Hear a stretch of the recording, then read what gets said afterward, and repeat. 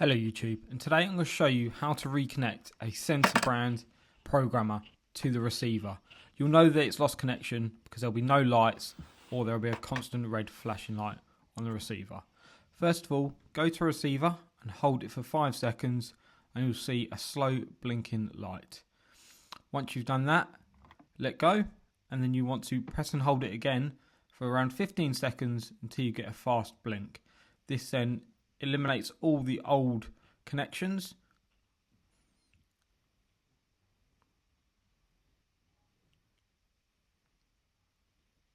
So as you can see, it's now gone to a fast blink. Then what you want to do is hold it again for 5 seconds. It'll go from a fast blink to a slow blink. That is in now pairing mode.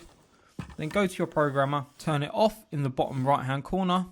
Press these up and down and this left hand button at exactly the same time, and you'll get this co-connection symbol. Go close to the receiver and press the OK button. And as you can see, the light has stopped blinking. Then press the off button again and turn the temperature up. And then you have green light for go. The connection has been made.